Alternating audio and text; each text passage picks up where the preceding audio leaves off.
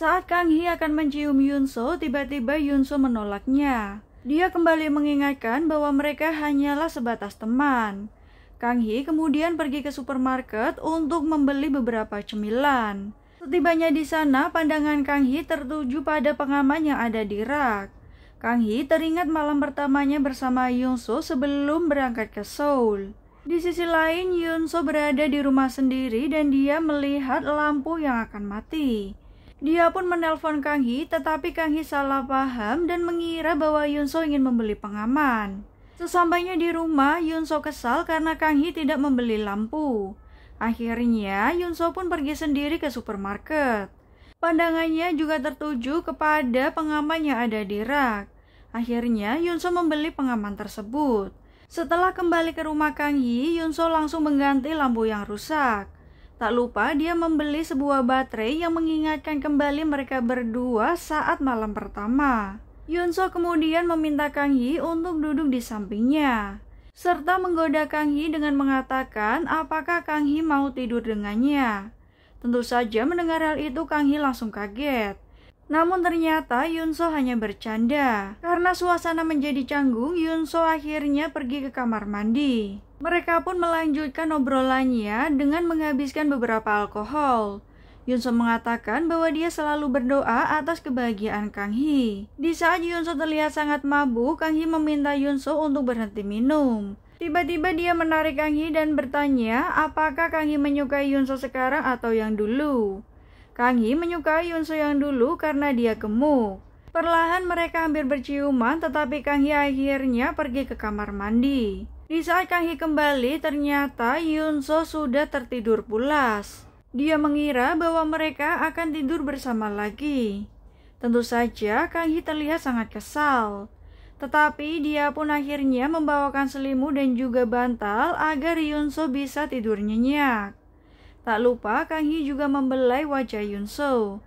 Tetapi ternyata tak lama kemudian Kang Hee juga tertidur di atas Yunso. Tak lama Yunso pun terbangun. Dia akhirnya memindahkan Kang Hee untuk tidur di kamarnya. Dan keesokan harinya ketika Kang Hee terbangun, dia pun kaget karena Yunso tidak memakai selimut. Nah, ketika Kang Hee menghampirinya, Yunso nampak tersenyum. Dia mengira bahwa semua ini hanya mimpi.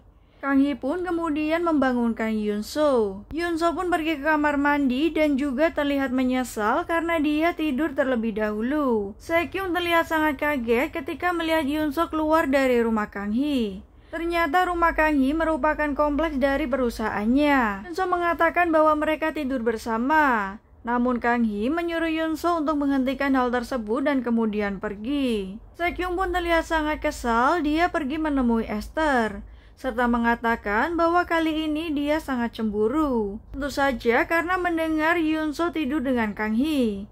Namun Esther justru mengejeknya. Esther memberi saran agar Sekyung segera memberitahu perasaannya kepada Kang Hee. Di lain sisi, Yunso dan juga Kang Hee juga sedang makan bersama. Yunso mengatakan bahwa sebenarnya sudah 2 hari dia tidak tidur. Nah, Kang Hee mengatakan bahwa dia tertidur pulas di rumahnya hingga mendengkur. Setelah selesai, Yunso mengatakan masih ada urusan, tetapi Kang Hee harus kembali ke desa Hana. Yunso tiba-tiba menghentikan Kang Hee dan memintanya untuk turun. Dia ingin mencoba untuk menghabiskan waktu bersama Kang Hee di Seoul. Sementara itu, ibu Yunso menerima pesan dari anaknya yang mengatakan bahwa Yunso tidak bisa pergi ke pertunjukan bersama Nanwoo. Tentu saja dia terlihat kaget dan buru-buru untuk menemui Nanwoo. Tetapi ternyata Yunso sudah memberitahu Nanwoo bahwa dia tidak bisa hadir. Ibu Yunso pun pergi ke proyek motel memastikan keberadaan Kang Hee yang ternyata juga sudah kembali ke Seoul. Nah, sementara itu Yunso dan juga Kang Hee tengah menghabiskan waktu bersama. Tak lupa Kang Hee juga mengajak Yunso ke tempat dulu dia belum bekerja atau belum sesukses ini. Kang Hee menunjukkan kamar kecilnya. Tak lupa Yunso mencoba untuk berbaring di kasur tersebut. Dan Kang Hee pun ikut berbaring di sampingnya. Di lain sisi, Sekyung mengatakan bahwa dia tidak ingin kembali ke desa Hana. Tetapi direktur ruang mengatakan bahwa Sekyung harus pergi ke sana dan harus menyelesaikan hal tersebut.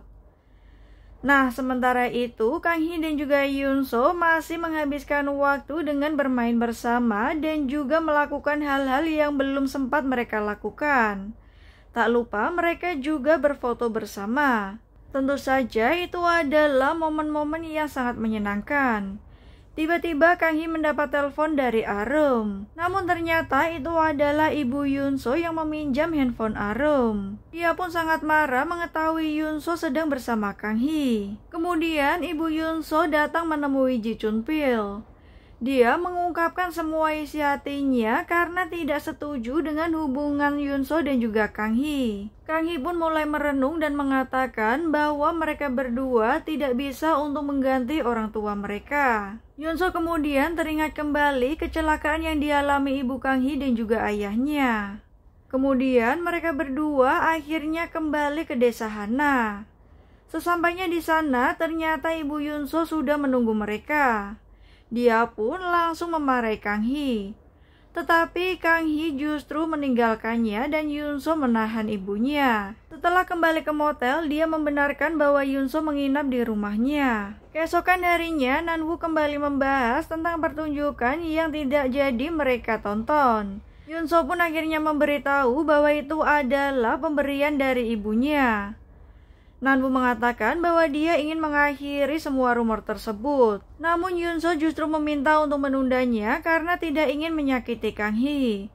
Tetapi Nanwoo berpikir bahwa dia juga terluka atas rumor-rumor itu. Di sisi lain, Esther terlihat mengantar Se-kyung pergi ke toko perhiasan. Ternyata dia ingin memberikan Kang Hee sebuah kado kalung perhiasan. Nah, kemudian ternyata Suji juga masih terus menemui Ji Chun Pil. Dia merasa resah atas hubungan Kang Hee dan juga Yoon So. Namun Ji Chun Pil mengatakan agar membiarkan mereka berdua. Suji menyinggung bahwa Kang Hee memiliki sifat seperti ibunya yang selingkuh dengan suaminya. Tentu saja mendengar hal itu, Ji Chun Pil sangat marah dan meminta Suji untuk menghentikannya karena sebenarnya yang terluka adalah anak-anak mereka. Suji terlihat masuk rumah sakit. Tak lama, Yoon So pun datang menemuinya. Suji meminta agar Yoon So keluar dari motel tersebut. Yoon So bertanya apakah ibunya yang mengajukan protes atas pembangunan motel milik Ji Chun Pil. Dia bertanya apakah salah Kang Hee. Nah, Yoon So menceritakan bahwa sebenarnya ibunya lah yang memulai masalah tersebut. Di sisi lain, saat Kang Hee pulang ke motel, tiba-tiba Ji Chun Pil mengajaknya pergi ke suatu tempat. Dia mengatakan bahwa kepergian Kang Hee merupakan hukum alam yang harus dia terima, serta menyuruh Kang Hee pergi jika Kang Hee menginginkannya.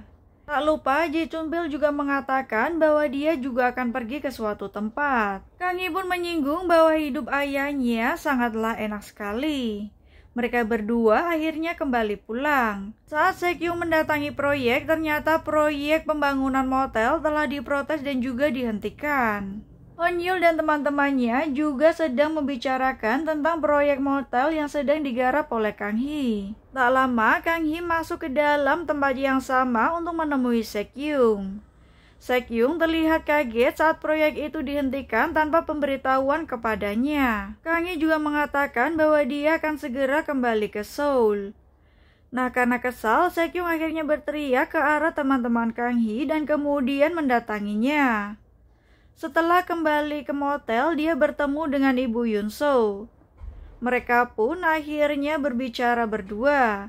Suji kembali menyinggung tentang ibu Kang Hee. Tentu saja Kang Hee sangat marah dan juga kesal. Dia pun kemudian mengatakan akan merebut Yoon So darinya. Tentu saja itu semakin membuat Suji marah. Tiba-tiba Yoon So datang dan menenangkan ibunya. Dia pun langsung membawa ibunya keluar. Kemudian Kang Hee berusaha menenangkan dirinya.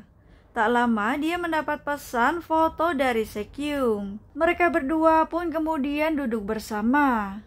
Se-kyung berusaha untuk menghibur Kang Hee. Se-kyung akhirnya tahu gosip yang menyebar tentang Kang Hee di desa Hana. Dia akhirnya menceritakan kisahnya.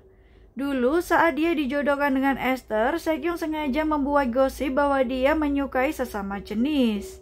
karena saat itu Sekyung sedang berpacaran dengan wanita lain. Kemudian Sekyung memberikan hadiah yang dia beli untuk Kang Hee. Terlihat Kang Hee sangat senang menerima perhiasan kalung. Di sisi lain, Yunso kembali mengingat saat ayahnya meninggal, ibunya terlihat sangat sedih. Keesokan harinya, Yunso membawa ibunya untuk makan di suatu tempat. Ternyata tempat itu merupakan di mana tempat ayah Yunso dan juga ibu Kang Hee menghabiskan waktu bersama. Nah, Yunso tahu jika ayahnya berselingkuh dengan ibu Kang Hee. Tetapi Yunso tutup mulut karena dia tahu jika ayahnya bersama ibu Kang Hee, dia terlihat bahagia. Dan dia tidak pernah melihat ayahnya tersenyum jika bersama ibunya. Karena merasa bersalah, Yunso akhirnya menerima semua laki-laki yang menjadi ayah tirinya. Kini Yunso sudah menjadi dewasa dan dia ingin hidup mandiri. Selain itu, Yunso juga mengatakan bahwa dia tidak ingin berteman dengan Kang Hee, melainkan ingin menjalin hubungan dengannya. Tiba-tiba Yunso mendatangi motel dan menemui Kang Hee. Dia pun membawa Kang Hee berlari menuju ke suatu tempat. Di tengah perjalanan Yunso berhenti kemudian mencium Kang Hee. Kemudian dia mengajak Kang Hee untuk berkencan dengannya. Mendengar hal tersebut tentu saja Yunso sangat kaget dan terdiam.